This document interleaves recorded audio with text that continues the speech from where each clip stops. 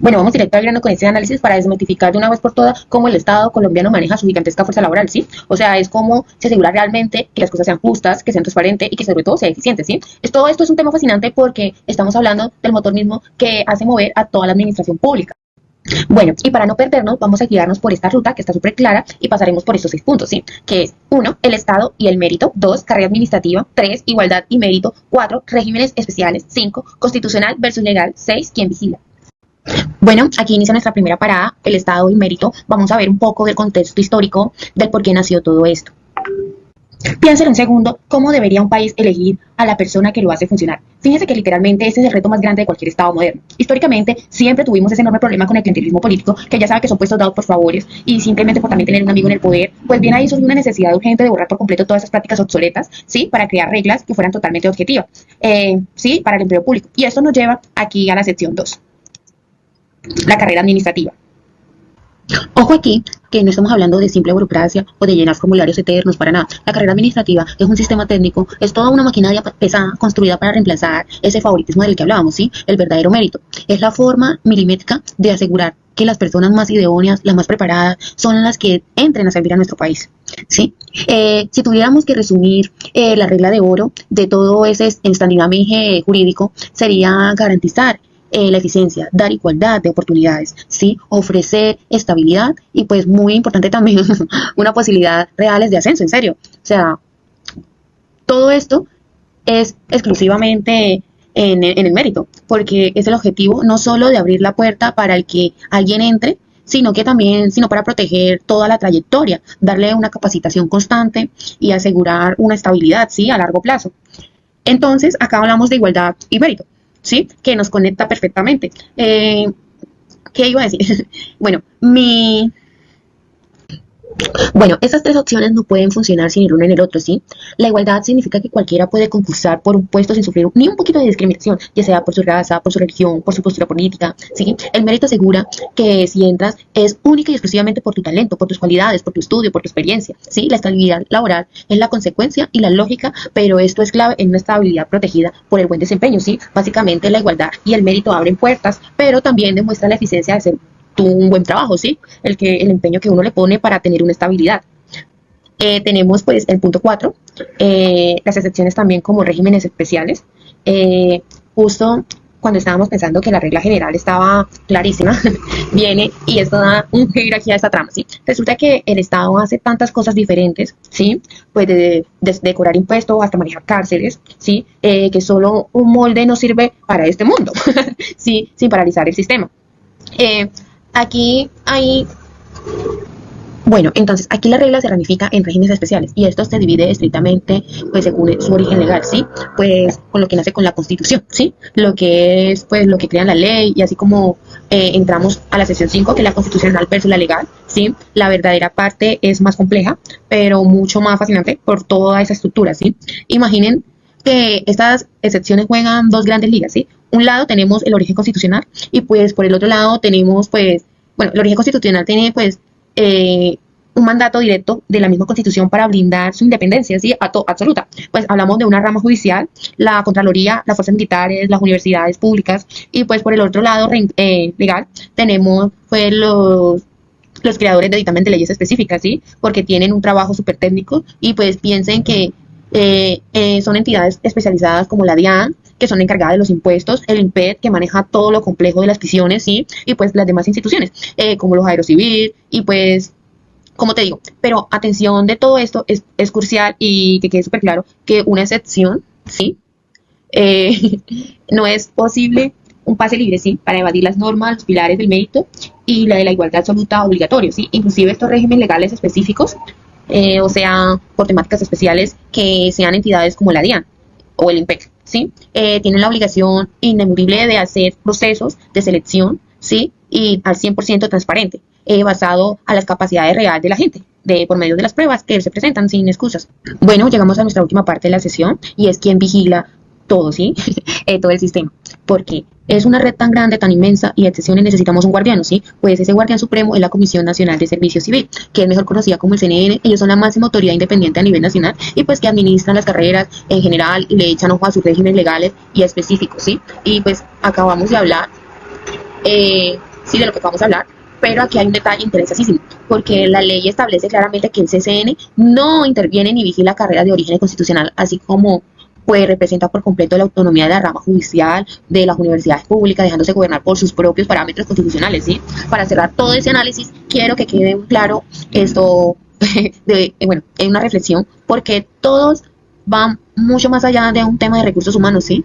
Es asegurar que las personas capaces y éticas sean quienes manejen los recursos de nuestro país, ¿sí? No es solo algo de eficiencia administrativa, sino que es algo que impacta directamente en la calidad de la vida de cada uno de nosotros, ¿sí? En cada servicio que usamos en el futuro mismo de nuestra sociedad, así como la próxima vez que hablemos del sector público, pregúntense esto, porque la aplicación estricta es mediocracia y es sin lugar a dudas vital para el futuro de nuestras instituciones públicas. ¿Listo?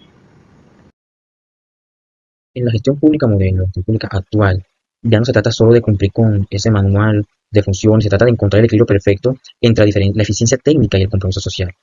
Hoy en día, los estudiantes de administración pública tenemos un desafío fundamental y es comprender las diferencias que existen entre lo que es un empleado público y lo que es un trabajador social y cómo esto se entrelaza con las etapas de la carrera administrativa. ¿Sí? Para ello, partamos de las diferencias que hay entre un empleado público y un trabajador social. Un empleado público es aquella persona que pues presta sus servicios a cualquier entidad administrativa del Estado. Llámese ministerio, llámese departamento administrativo, llámese superintendencia, cualquier departamento que pertenezca al sector público. ¿Sí? Muy diferente pues, a entidades dedicadas al sector de la construcción, al sector de mantenimiento de obras públicas, donde estas pues, tienden a ser denominadas empresas oficiales, como se encuentra establecido en el artículo 5 del Decreto Ley 3135 de 1968. ¿Sí? El objetivo de estos empleados públicos es procurar que la entidad en la cual se encuentre vinculado opere de una forma eficiente, de una forma eficaz, que la prestación de sus servicios sea el aporte que necesitan esta entidad para poder cumplir con su misión, con la visión lo que esperan lograr y el impacto que también esperan tener en la ciudadanía, en los habitantes de ese territorio en el cual se encuentran ubicados. ¿Sí? A su vez, este tipo de empleados, estos empleados públicos, son considerados servidores públicos, lo podemos considerar dentro de esa denominación, ¿sí? Como se encuentra consagrado en el artículo 123 de la Constitución Política de Colombia. Por otro lado, viendo lo que es un trabajador social, eh, podemos concluir que un trabajador social es aquella persona que se forma profesionalmente y tiene esa vocación para atender y resolver situaciones sociales en un entorno específico y con ello lograr un cambio positivo en el entorno que se encuentre como tal. Su objetivo es promover ese cambio social, esa resolución de problemáticas en las relaciones humanas, ese fortalecimiento y liberación de personas para incrementar su bienestar, ¿sí? Atender problemáticas que estén afectando el desarrollo social y cultural de un entorno, de un territorio en específico. No solamente son aquellas las que se forman en una entidad de educación superior y tienen un título de trabajador social, sino aquella que tiene esa vocación, atiende ese llamado a servir a su comunidad, a servir a su territorio, a esa ubicación geográfica en la que él se encuentra, en la que él visualiza que hay una problemática, que hay una situación que se debe atender y es aquel que tiene esa voz de liderazgo que dice yo quiero aportar, mira, ahora yo quiero aportar para que la calidad de vida de las personas que están a mi alrededor en este territorio junto conmigo, pues mejore, sea una calidad de vida digna en ese territorio, ¿vale?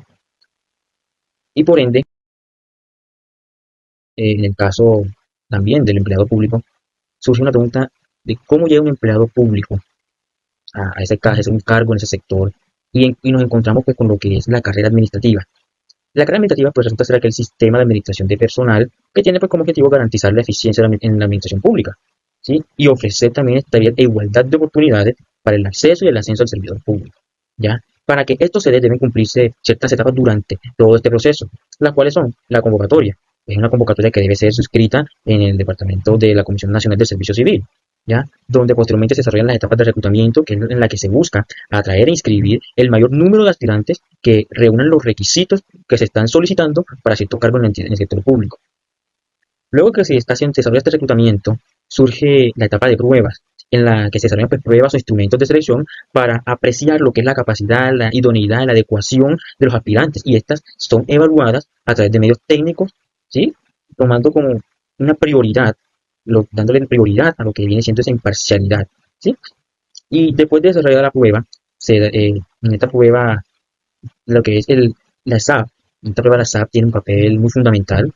Resulta que la SAP tiende a asumir hasta el 50% del valor del diseño, construcción y aplicación de la prueba básica general de preselección con cargo pues al presupuesto de la vigencia fiscal, ¿sí? Para lo cual pues se disponen de todos los recursos asignados para su aplicación en la ley 909 pues, de 2004 y el valor restante pues sí ya surge por cargo del presupuesto de la Comisión Nacional del Servicio Civil como tal, ¿sí?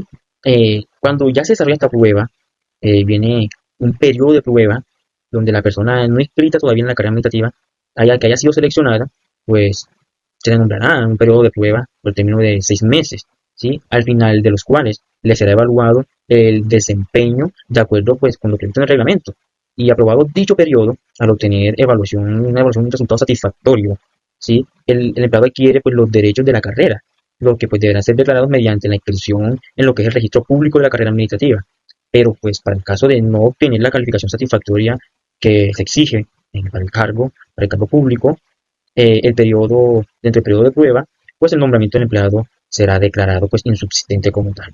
Y esto lo vemos pues consagrado en lo que es el artículo 31, se puede confirmar ahí, de la ley 909 pues, de 2004. ¿Sí? Mi nombre pues es Juan David Hernández Bernier y fue un placer aclarar estos puntos, ¿sí? Que considero bastante importantes dentro de la formación de un administrador público. ¿Sí? Que tengan un excelente resto de tarde.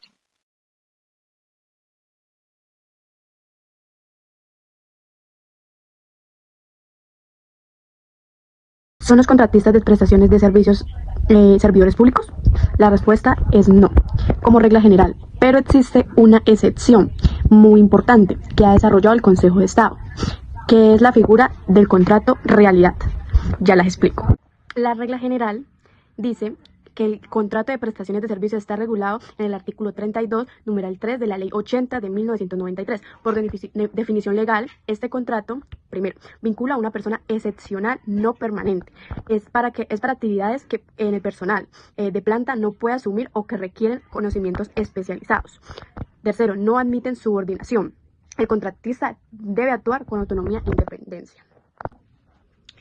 Listo. Ahora, hablando sobre la excepción, acá hay un punto clave. El Consejo de Estado ha dicho que aunque el papel exista un contrato de prestaciones de servicio, si en práctica se demuestra ciertos elementos, puede declararse que en realidad existió una relación laboral encubierta. Esto se llama contrato de realidad y se basa en el artículo 53 de la Constitución y establece la primacia de la realidad sobre las formas. Para que esto configure, se deben probar ciertos elementos. Primero, prestación personal del servicio. Segundo, remuneración por el servicio. Tercero, subordinación continuada, es decir, daban órdenes sobre modo, tiempo o cantidad de trabajo. Cuarto, permanencia, que la labor sea constante e inherente en la entidad, no ocasional. Y quinto, equidad y similitud, que hace lo mismo o que empleados de planta.